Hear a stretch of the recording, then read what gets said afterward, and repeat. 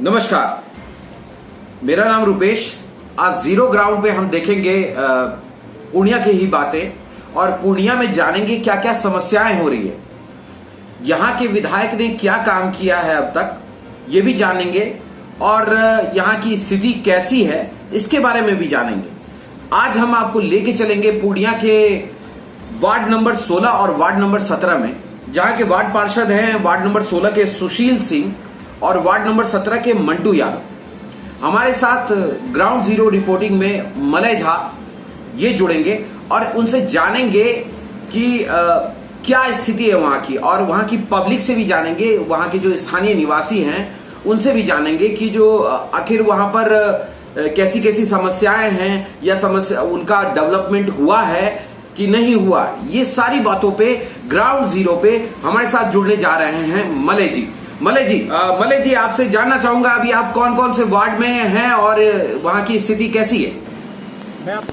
मैं इस वक्त हूँ पूर्णिया कॉलेज चौक के नज़दीक, और आप पीछे तस्वीरों में जो देख रहे हैं ये यहाँ से लेकर के मधुबनी के मार्केट को जोड़ता है और प्रमुख ये रास्ता है। लगभग यहाँ 1 लाख की आबादी है और दोनों तरफ जो आप रोड में देख पा रहे हैं 16 और 17 नंबर ये वार्ड पड़ता है। और इसका हाल आप देख लीजिए, तस्वीरों में अंदाजा लगाइए कि जो विकास के दावे किए जा रहे हैं सरकार की ओर से वो कितना धरातल पर सही हुआ है और क्या दिख रहा है। जगह जगह रोड टूटा हुआ है, पानी लगा हुआ है। ये यहाँ से लेकर के अगर आप जहाँ तक आगे बढ़ते चले जाएंगे ऐसा ही नज़ारा आपको दिखेगा। कहीं पर भी जो जल निकासी की व्यवस्था होनी चाहिए वो दिखाई नहीं दे रही है, जिसके कारण आम लोगों को काफ़ी परेशानी का सामना करना पड़ रहा है। और तब ये हाल है जब यहाँ पर पूर्णिया विश्वविद्यालय स्थापित किया गया है और हजारों लोग प्रतिदिन यहाँ आते हैं, जिसमें जो छात्र छात्राएं हैं वो भी यहाँ पहुँचते हैं। इसके अलावा जो आवासीय इलाका है, यहाँ के लोग जब मार्केट जाते हैं तो उन्हें फजीहत का सामना करना पड़ता है। इन लोगों का कहना है कि वार्ड पार्षद से लेकर के नगरियों के कई अधिकारियों से इन्होंने गुहार लगाया, लेकिन हुआ कुछ नहीं। ठाक के 3-5 हमारे साथ कुछ लोग मौजूद हैं, हम उनसे बात करेंगे और जानने की कोशिश करेंगे कि जो वार्ड के हालात हैं उसको लेकर के इन लोगों का क्या कहना है और क्या सोचते हैं। आइए कुछ लोग हैं उनसे बात करते हैं। क्या कहना चाहेंगे, कब से ये हालात है? ये हालात साल भी था, इस साल भी है। जहाँ तक विकास की बात सरकार कर रही है, विकास के नाम पर ढेर 3-5 ठाक वाली बात ही है। यहाँ लोग कहते हैं कि हो जाएगा, ऑफिसर्स कहते हैं हमारा टेंडर दिया हुआ है, नहीं हो रहा, कुछ भी नहीं हो रहा। यहाँ हम लोग आते और जाते हैं, हम यहाँ के आवासीय हैं और सभी दिन यहाँ आते हैं। बरसात में पैर को घूंघट तक उठाना पड़ता है, टेउना तक। उसके बाद जितने छोटे बच्चे हैं स्कूल जाने आने में, यहाँ तक कि रिक्शा वाला भी जाने आने से कतराता है। तो बताइए कुछ स्थिति में अगर मुझे सब्जी ही लेकर आना पड़े तो मैं कैसे लाऊंगा। पिछले 5 साल में जो विकास होना चाहिए, जो आपके नेताजी हैं, जो विधायक हैं, उन्होंने क्या काम किया है? विधायक जी भी नहीं इस पर ध्यान दिए, ना कोई नगर निगम किया, ना कोई पथ प्रमंडल किया, जबकि सब ये टाउन एरिया का वार्ड है और यहाँ होना चाहिए था विकास। और सारी इसके बगल में यूनिवर्सिटीज़ हैं, सारी चीज़ हैं, बगल में सर्किट हाउस है, हर चीज़ यहाँ VIP इलाका है। लेकिन यहाँ काम के वर्क के हिसाब से कहीं कुछ नहीं हुआ। और हमारे पार्षद भी यही कहते हैं कि हो जाएगा, अभी कराएंगे, कितने दिन में कराएंगे। ये कभी नहीं हुआ, अभी तो कभी हुआ ही नहीं हमारे हिसाब से। मैं यही कहना चाहूँगा कि इनका ठीक ठाक कर दिया जाए। इस माध्यम से मैं यही कहना चाहूँगा, और तो कुछ कह नहीं सकता मैं। ठीक है, चलिए, ये थे हमारे साथ। आपने देखा कि लोगों में कितना आक्रोश है और यह इलाका बहुत इलाका है। यहाँ बगल में ही सर्किट हाउस है। उसके अलावा हम यह भी बता दें कि जो IG हैं वो भी यहाँ पास में ही रहते हैं। इसके अलावा पूर्णिया विश्वविद्यालय के कुलपति का भी आवास है। डॉक्टर जो है वो भी इस इलाके में रहते हैं। उसके बाद इसकी ऐसी हालात है।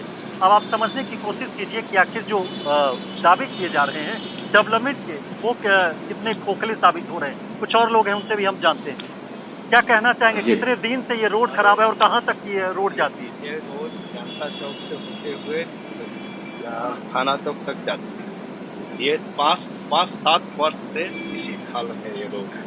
हम लोग भी विधायक महोदय खेमका जी से बोले थे अगले मैंने अक्टूबर में, तो बोले कि इसका हम निदान कर देंगे, लेकिन अभी तक यहाँ तक कि जो यहाँ के सांसद संतोष कुशवाहा जी भी आए थे, उनको भी हम लोग बोले थे, बस यही आश्वासन मिलते रहता है कि हो जाएगा। मतलब सिर्फ आश्वासन मिलता है आप लोगों को?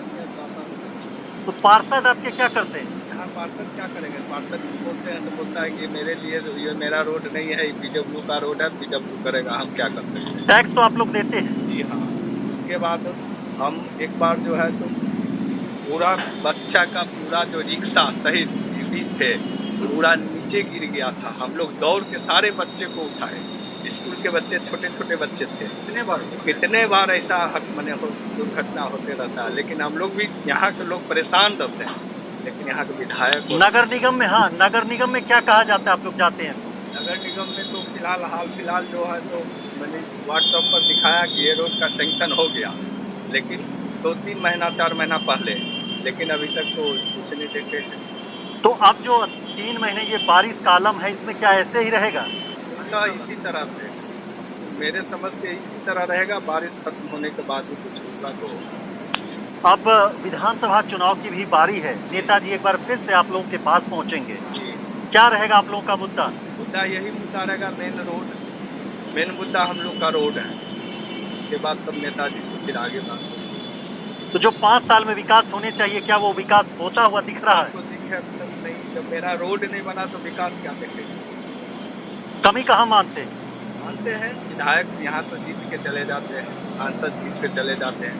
कमी वही मानते हैं कि हम लोग का कमी है कि हम लोग उसके बाद से रहते हैं। आप लोगों ने इसके लिए कभी आंदोलन किया है? आंदोलन पिछली बार यहाँ पे हम लोग रोड जाम भी किए, इस रोड को जाम भी किए। करीब 20-25 दिन यहाँ के लोग, बासिंदे लोग जो बाकी हैं, फिर वही शासन चलाए।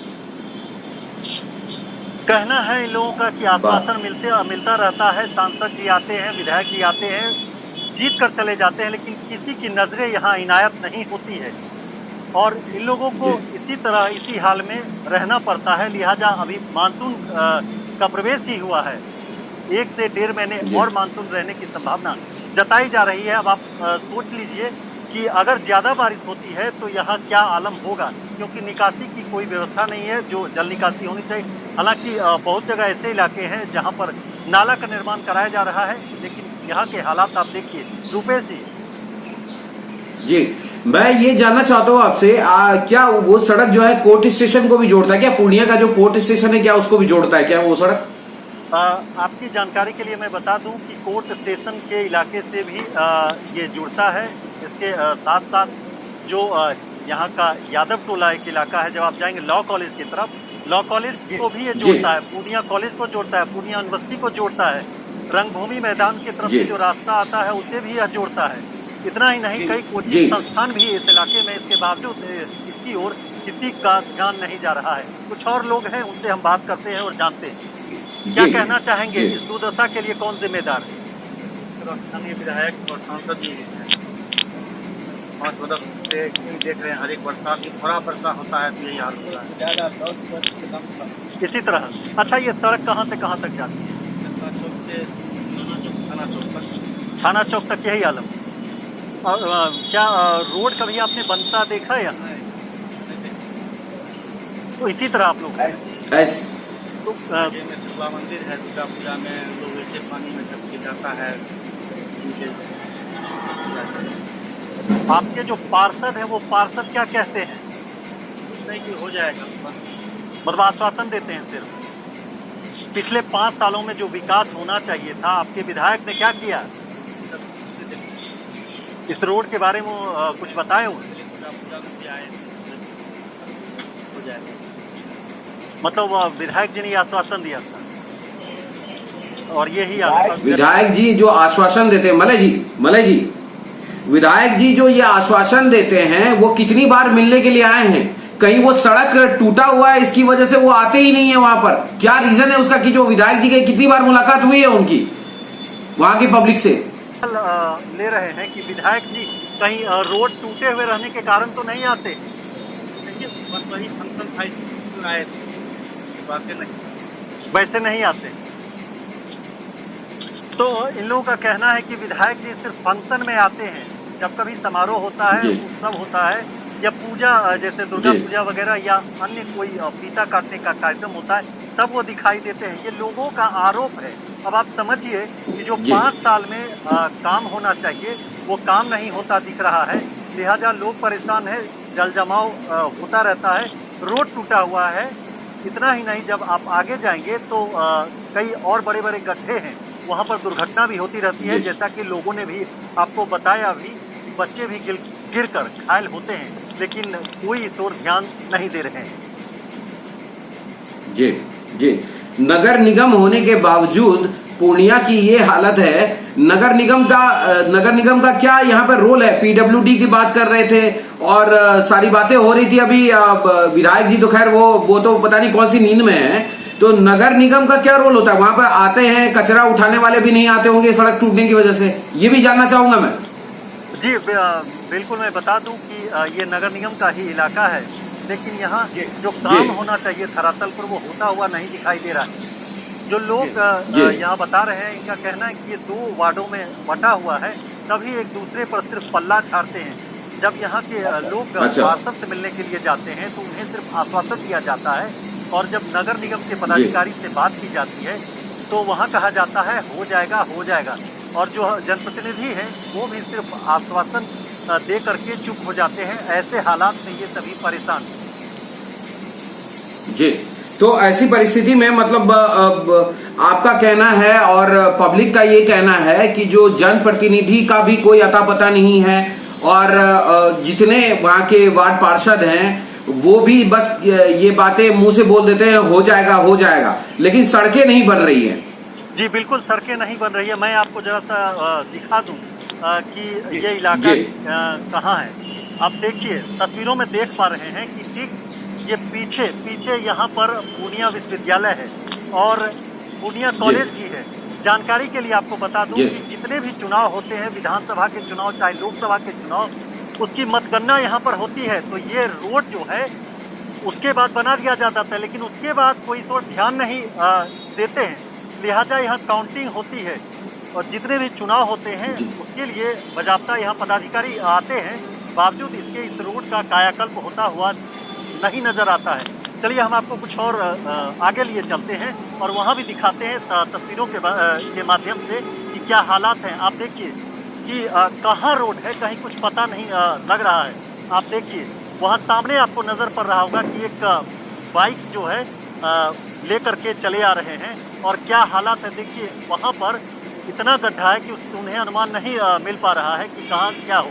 ऐसे हालात में अगर रात को व्यक्ति को जाना पड़े इस इलाके से,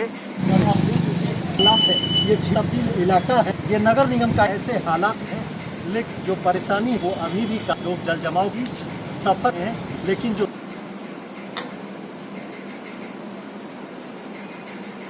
लोग वो इस ध्यान नहीं। बहुत बहुत धन्यवाद। अभी आप सुन रहे थे मलय जी को।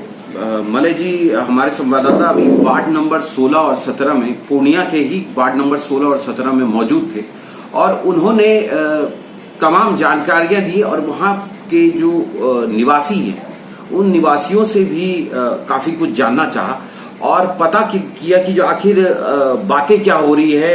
यहाँ पर जो सड़कें चल रही हैं, ये सड़कें इतनी महत्वपूर्ण है, जैसे कि आप देख सकते हैं कि पूर्णिया यूनिवर्सिटी में जब यहाँ मतदान होता है, मतदान के बाद जो काउंटिंग का काम होता है, गिनती का काम होता है, वो गिनती के काम में सारा काम पूर्णिया यूनिवर्सिटी के अंदर होता है। उसके बाद वो सड़क आपको सर्किट हाउस को कनेक्ट करता है, वो सड़क जनता चौक को कनेक्ट करता है, और उसके अलावा उस जनता चौक से ही एक रास्ता जाता है जो कि पूर्णिया कोर्ट होके जाता है। आप अगर देखेंगे तो अभी वहां की पब्लिक ने, वहां के निवासी ने ये बात भी बताई कि जो सड़कों पे जब रिक्शा पे बच्चे स्कूल जा रहे होते हैं तो कई बार बच्चे गिर चुके हैं वहां से, और गिरने के बाद मतलब कि दुर्घटनाग्रस्त हो जाते हैं। अभी आपने एक तस्वीर में ये भी देखा कि जो एक उधर से बाइक आ रही थी, वो बाइक को ये नहीं पता था कि जो इतना बड़ा गड्ढा है और उस गड्ढे में वो गिर सकता है, कि पानी भर चुका है, मॉनसून का सीजन आ चुका है। अब पानी तो, बारिश तो हमेशा होती रहेगी, उस बारिश में सड़कों पे जो गड्ढे हैं उस गड्ढे में पानी भर जाएगा, जिसकी वजह से वाहनों को आवागमन में भी बहुत सारी समस्याओं का सामना करना पड़ सकता है।